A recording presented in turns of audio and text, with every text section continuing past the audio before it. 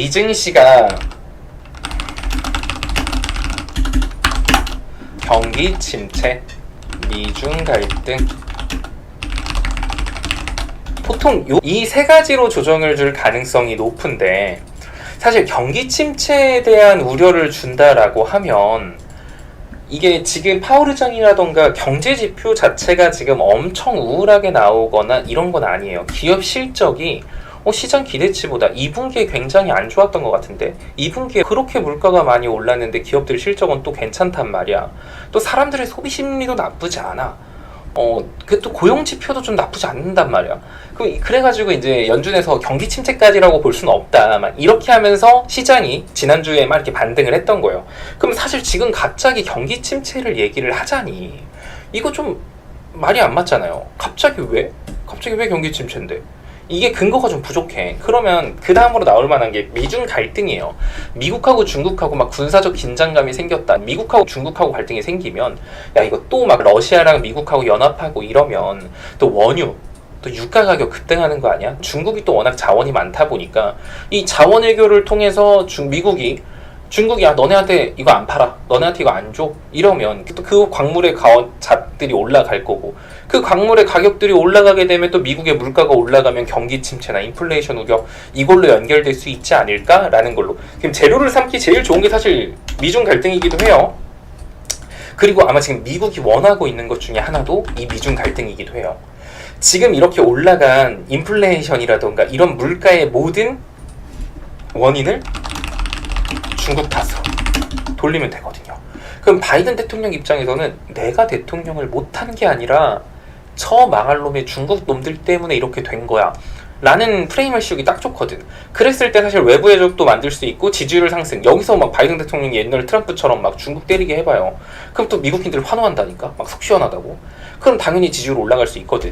그래서 지금 오늘 하원 의장 가는 것도 사실 이거가 가장 큰 이유일 것 같기는 한데, 이렇다라고 하면은 당연히 따라올 수 있는 게 다시 한 번 더 원자재 가격 상승을 따라올 수 있거든요. 국제 유가 상승이라던가. 자, 그리고 그 다음에 인플레이션 우려. 이거는 뭐냐면 최근에 국제 유가가 빠졌던 이유는 경기 침체에 대한 우려 때문이었어요. 경기 침체일 것 같아가지고 야, 기름 잘 안 팔리겠네 이러갖고 유가가 빠진 거예요. 기름에 대한 수요가 없겠구나. 근데 경기 침체 아니래. 야 그럼 기름 수요는 줄지 않겠네. 근데 공급은 일정하죠. 그럼 국제 유가가 상승할 가능성이 높습니다. 국제 유가 상승 가능성이 높은데, 그럼 국제 유가 상승하게 되면 또 그 말 나오지 않을까요? 야 다시 눌렸던 국제 유가가 상승하고 있으니 기껏 7월 달에 물가가 하락하나 했더니 8월부터 다시 올라갈 수 있겠구나. 이런 우려가 생길 수 있는 거예요. 자, 이게 오펙 증산. 만약에 오펙에서 이번에 본격적으로 증산을 한다라고 하면 국제유가 상승을 막을 수 있을 겁니다. 근데 최근에 사우디아라비아랑 러시아랑 전화로 꽁냥꽁냥 했다고 하죠. 전화로 꽁냥꽁냥 한 게 사우디가 전화하고 우리 러시아 너네 엿먹이려고 이번에 증산하려고 이런 얘기 하진 않았을 거 아니에요. 대놓고 그냥 사우디는 약간 지금 러시아랑 더 가까운 것 같아요. 그렇다는 소리는 증산 가능성이 굉장히 낮아요. 그러면 국제 유가가 상승할 가능성이 좀 높습니다. 그럼 만약에 시장이 조정을 준다 그러면 인플레이션 우려라던가 미중 갈등 이 두 가지 가지고 조정을 줄 가능성이 높다라는 거예요. 그럼 1번 이렇게 되든 국제 유가가 한 번쯤은 시장이 걱정할 만큼 반등할 가능성이 꽤나 존재한다라는 거고요. 자, 그리고 이제 이걸 생각해야 돼. 분명히 시장이 상승했던 이유는 뭘까요? 그거예요. 그냥 경기 침체 아닌 것 같고 물가 고점인 것 같아. 이렇게 말을 했는데, 그래서 금리 인상 폭을 축소할 수도 있어. 사실 지금 시장이 올라간 이유는 요거예요. 연준이 금리를 0.75%씩 올렸는데 더 이상은 안 올릴 것 같아. 1%는 안 올릴 것 같고 여기가 최고인 것 같다. 더 이상의 최악은 없다 라는 기대감 가지고 올라간 거거든요. 그럼 앞으로 금리 인상폭이 0.75가 아니라 0.5%가 될 수도 있고 0.25%가 될 수도 있는 거 아니야? 라는 시장의 기대감이 생긴 거야. 앞으로 금리가 계속 올라간다, 계속 가파르게 올라가는 게 아니라 점점 완만하게 가서 어느 순간 고점을 찍겠지라고 사람들이 생각을 한 겁니다. 그러면서 환율도 하락을 한 거고요. 미국의 국채금리도 하락을 한 거예요. 미국의 국채 금리는요. 그 전 세상에서 전 세계에서 가장 안전한 자산이라고 불리지 않을까요? 미국이 망할 가능성이 높을까요? 러시아가 망할 가능성이 높을까요? 뭐 러시아가 망할 가능성이 높겠죠. 미국하고 우리나라를 비교하면 뭐 말할 것도 없고 미국하고 일본을 비교해도 말할 게 없어요. 전 세계에서 가장 늦게 망할 나라가 사실 미국이라는 거에 대해서 부정하는 사람은 거의 없으실 것 같습니다.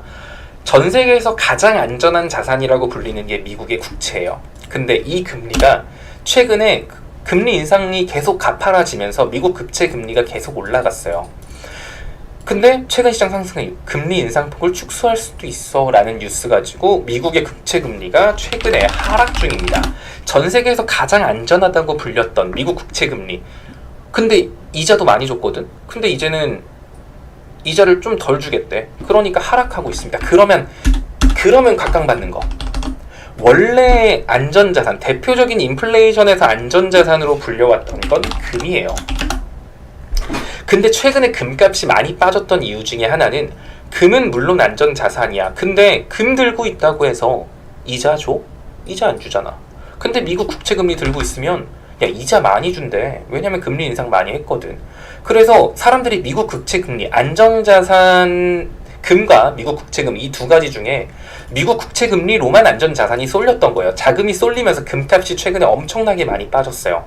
근데 최근에 미국 국채금리가 하락하고 있죠. 근데 인플레이션의 우려는 여전해요. 그러면 금에 대한 수요라던가 금에 대한 관심이 높아질 수밖에 없습니다. 그러면 금 가격도 다시 올라갈 수 있겠죠. 그렇다라고 치면은 국제유가 관련주뿐만 아니라 우리는 금 관련주도 좀 눈여겨볼 필요가 있다라는 거예요. 이렇게 연결 지으려고 지금까지 좀 앞에 말이 길었습니다. 뭐 별로 어려운 내용은 아닐 겁니다. 자, 그래서 금 관련주 같은 경우는 제가 여러분들한테 말해줬던 게 고려아연이 무거운 종목 중에 대표적이에요. 어저께 갭 뜨면서 올라갔더라고. 일단 고려아연 같은 경우도 굉장히 낙폭이 컸습니다. 굉장히 낙폭이 컸었는데 아래 갭자리 완전히 메꾸진 못했어. 이거 좀 살짝 거슬려. 그리고 한 주당 너무 비싸기 때문에 어차피 여러분들이 안 좋아할 종목이야.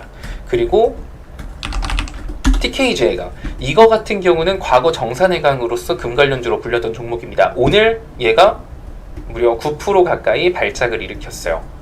근데 뭐 엄청나게 특별한 이슈가 있었던 건 아닙니다. 하지만 어쨌든 오늘 움직임 보여줬다라는 것만 해도 지금 금 관련주 쪽으로 해서 조금씩 관심이 들어오고 있다라는 거예요. 자, 그리고 너무 무거워. 그리고 이제 엘컴텍 같은 경우가 지금 L자 패턴을 현재 유지하고 있는, 요 근래 제가 이제 슈팅이 잘 나오는 종목 그 두 가지를 말씀을 드렸을 때, 첫 번째는 L자 패턴, 분봉 볼벤 상단과 장기 저항 구간 돌파 시도하는 종목, 약간 요 두 개가 약간 차트상으로 슈팅이 잘 나오는 종목이다라고 했는데, 엘컴텍 같은 경우도 일단 L자 패턴 유지하고 있고요.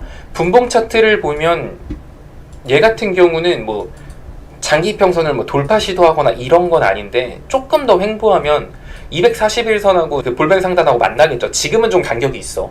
근데 지금 얘의 간격을 보고 여러분들이 지금 어때요? 지금 사실 이 흐름을 보면은 볼벤 상하단 수렴하고 얘도 61선, 121선 딛고 올라간 상태에서 볼벤 상단 241선 여기 낑겨서 슈팅 나왔단 말이에요. 지금 로보로보 차트를 보고 엘컴텍 차트를 보면은 생각보다 비슷하죠. 지금 당장 슈팅이 나올지는 모르겠어요. 근데 이렇게 횡보 기간이 조금 지속되면 얘도 순간적으로 슈팅 한 번은 나올 수 있는 종목일 거네. 일단 엘컴텍인 것 같아요.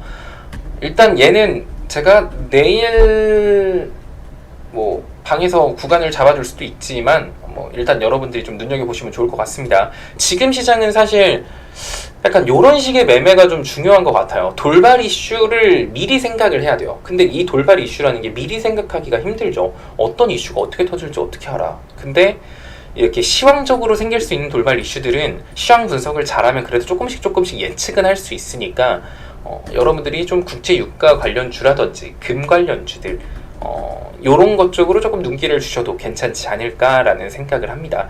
카카오톡 무료 체험방 참여 방법, 영상 하단의 리딩방 참여 링크를 눌러주세요. 참여 코드는 영상 상단 배너를 참조하여 오픈 채팅방에 입장해주세요. 입장 후 인사 부탁드립니다. 공지사항을 확인해주시고 갭 교육 영상 시청해주세요. 감사합니다.